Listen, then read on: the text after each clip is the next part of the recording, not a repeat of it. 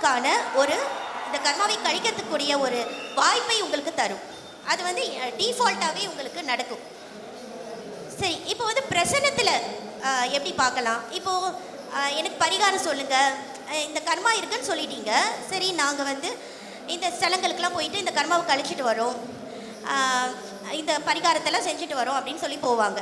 சரி, அப்படி போயிட்டு வந்து எங்களுக்கு இந்த தோஷம் போயிடுச்சா அப்படின்னு பார்த்து சொல்லுங்கள் அப்படின்னு சொல்லுவாங்க. அது எப்படி பார்க்கலாம்? அப்போ பிரச்சனை போட்டு பார்க்கலாம்.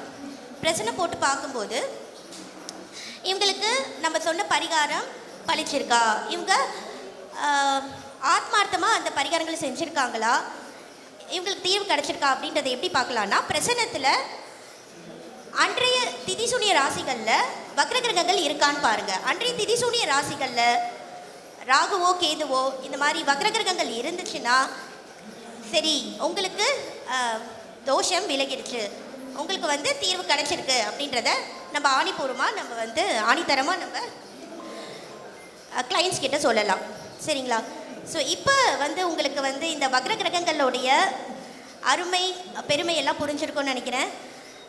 ஏன்னா திதிசூனியம் அப்படின்னாலே வந்து அந்த பிளாக் ஹோல் அப்படின்னு சொன்னேன் இல்லையா, முக்கியமாக இந்த திதிசூனிய நிவர்த்திக்கு வந்து நம்ம வந்து வணங்க வேண்டியது நம்மளுடைய முன்னோர்களை, பெரியவங்களை. முன்னோர்கள் ஆசீர்வாதம் அப்படின்றது இருந்தால் ஆட்டோமேட்டிக்காக உங்களுக்கு திதிசூனிய விளக்குக்கான வழிகள் தானாக புலப்படும்.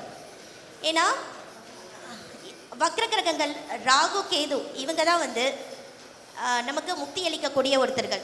அப்போது அந்த திதிசூனிய அதிபதி அப்படின்னு பார்த்தீங்கன்னாக்கா ராகு தான். அப்போ நம்ம முன்னோர்களை வந்து வழிபடணும். ஏற்கனவே நம்மளோட ஃபோர் ஃபாதர்ஸை நினச்சி இருந்தால் மட்டும் போதாது, இப்போ இருக்கிற நம்ம கூட ட்ராவல் பண்ணிகிட்டு இருக்கிற முதியவர்களை வந்து நம்ம மதிக்கணும். நம்மளோட பெரியவங்களை, அப்பா அம்மா தாத்தா பாட்டி இவங்களையெல்லாம் வந்து நேசிக்கணும். இப்போ வந்து நிறைய சொத்து கொடுக்கல, நிறைய பிரிவினை சண்டை சச்சரவுலாம் வருது இல்லையா, அதுக்காக எந்த சொத்துக்காகவும் நம்ம வந்து பெரியவர்களோட மனசை வந்து கஷ்டப்படுத்துறது அப்படின்றது இன்னும் உங்களுடைய கர்மாவை வந்து அதிகரிச்சுக்கிறீங்க. திதிசூனிய பாவம் வந்து இன்னும் ஸ்ட்ராங் ஆகுதுன்னு அர்த்தம்.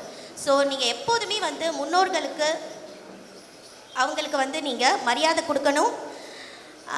அவங்களுக்கு உதவி செய்யலைனாலும் பரவாயில்ல, அவங்க மனசை கஷ்டப்படுத்தாமல் இருந்தாலே போதும். திதிக்கு அதிபதி வந்து சுக்கிரன். ஏன்னா பஞ்ச அங்கங்களில் ஒவ்வொரு அங்கத்துக்கும் ஒவ்வொரு அதிபதி இருக்காங்க. திதிக்கு அதிபதி பார்த்தீங்கன்னா சுக்கிரன். அதனால தான் பிறப்புக்கு நட்சத்திரத்தையும் இறப்புக்கு திதியையும் பார்க்கணும்னு சொல்கிறாங்க. இப்போ திதிக்கு அதிபதி சுக்கிரனாக இருக்கிறதுனால தான் நம்ம வந்து என்ன பண்ணுறோம், அந்த நீர்நிலைகளில் நம்ம வந்து அந்த பெரியவங்களுக்கு இது கொடுக்குறோம் இல்லையா, நீர்நிலைகளில் தான் அதை செய்கிறோம். அப்போது இதுலேயும் ராகு அப்படின்றது தான் முன்னோர்களுக்கான ஒரு கிரகம். ஸோ நம்ம ராகு கேது அப்படின்ற அந்த வக்ர கிரகங்கள் தான் நமக்கு வாழ்க்கையில் கர்மாவை போக்கி முக்தி தரக்கூடிய ஒரு கிரகங்களாக இருக்குது. அதனால் எப்போதும் வந்து ராகு கேதுவை வந்து வழிபடுவோம். ஏன்னா அவங்க தான் தோஷத்தை போக்கி யோகத்தை அளிக்கக்கூடியவர்கள். இப்போது கேதுவுக்கு மூலத்திரிகோண வீடு அப்படி எதுன்னு பார்த்தீங்கன்னாக்கா மீனம்.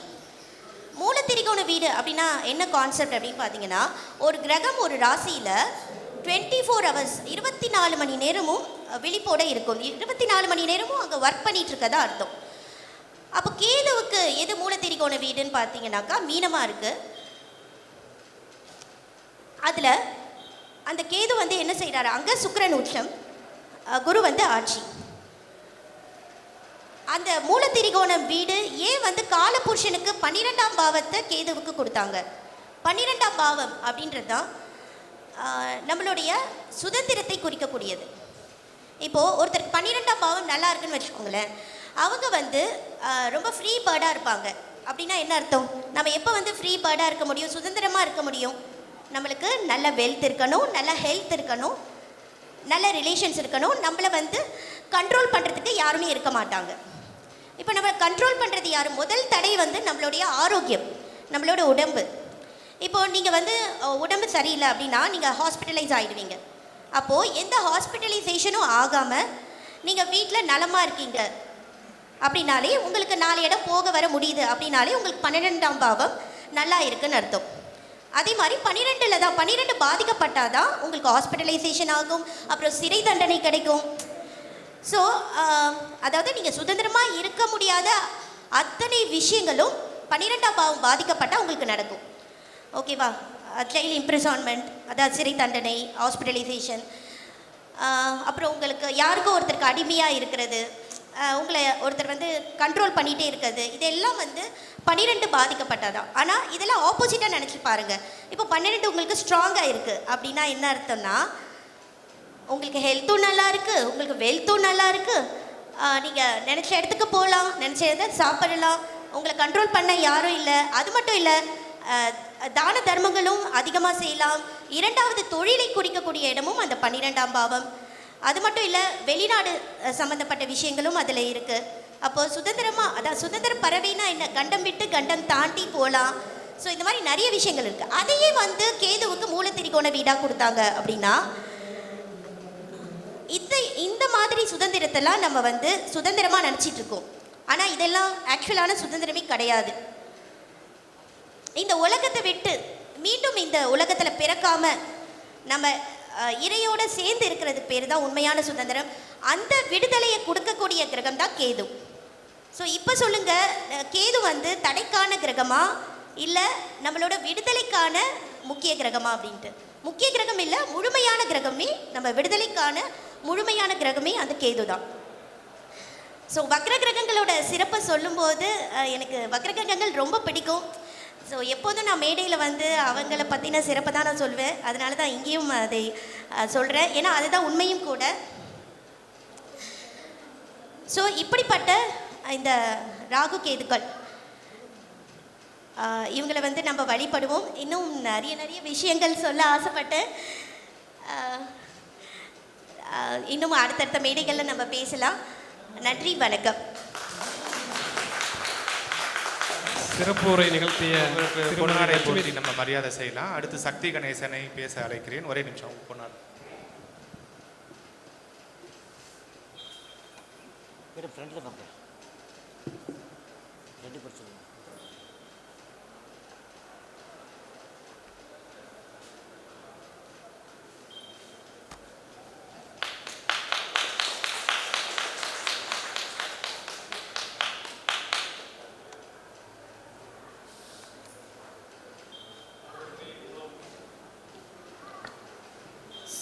ஜோதிட நுணுக்கங்களை நமக்கு தந்தருளிய திருமதி லட்சுமி சிவகுமார் அவர்களுக்கு விழாக்குழு சார்பாக நன்றி தெரிவித்துக் கொள்கின்றோம்.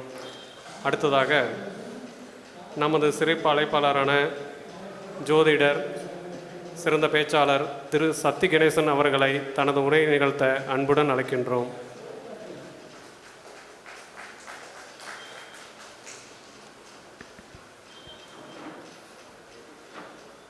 ஐந்து கரத்தனை யானை முகத்தினை இந்தின் இளம்பிறை போலும் எயிற்றினை நந்தி மகந்தனை ஞான கொழுந்தினை புந்தியில் வைத்தடி போற்றுகின்றேனே.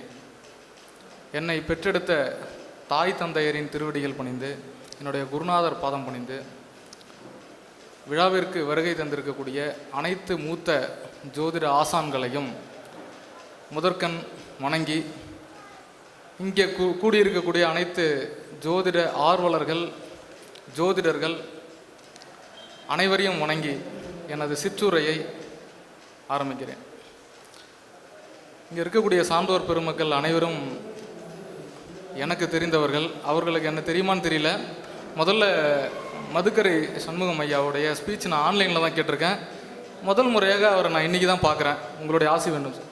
வணக்கம். அதே மாதிரி கண்ணதாசன் ஐயா வந்து என்கிட்ட பேச முயற்சி பண்ணியிருக்கார். பாண்டிச்சேரியை சேர்ந்தவர். அவருக்கு ஒரு வணக்கம். அடுத்ததாக ஜெயபாபா கலைப்புரை ஐயாருக்கு நல்லாவே தெரியும். என்னையும் அவருக்கு தெரியும், அவருக்கு என்ன தெரியும். அவருக்கு ஒரு வணக்கம். அடுத்ததாக திரு பாலகிருஷ்ணன் சார், வணக்கம் சார். அடுத்து சுப்பிரமணியம் சார், அவருக்கு ஒரு வணக்கம். அடுத்ததாக நம்ம ஐயாவுடைய விழாக்குழுவின் நிர்வாகிகள் அனைவருக்கும் முதற்கண் என்னுடைய நன்றிகளையும் பாராட்டுகளையும் தெரிவித்துக் கொள்கிறேன். அப்புறம் குரு பாக்கியநாதன் சாரை பற்றி ஒரு வார்த்தையிலலாம் சொல்ல முடியாது. அதான் கலைப்பிரிய ஐயா சொல்லும்போது சொன்னாங்க, குரு பாக்கிய அப்படின்னு. பாக்கியம் அப்படின்னு யாரை வேணால் பாருங்கள், பாக்கிய அப்படின்னு ஒரு அடைமொழிக்குள்ளார ஒரு பெயர் வச்சுருக்காங்கன்னா 9ஆம் பாவம் ஸ்ட்ராங்காக இருக்கும் சார். 9ஆம் பாவம் வலுத்தவங்களால் மட்டும்தான் அந்த பாக்கியம் அப்படின்ற பேரை வைக்க முடியும். அல்லது வேறு எந்த பேர் வச்சாலும் பாக்கியன்ற பேரில் தான் அழைப்பாங்க அவங்கள. அவங்களுக்கு ஒரு தேடல் இருந்துக்கிட்டே இருக்கும். 9ஆம் பாவத்தை அதனால தான் உயர்கல்வி, பிஹெச்டி, ஆராய்ச்சி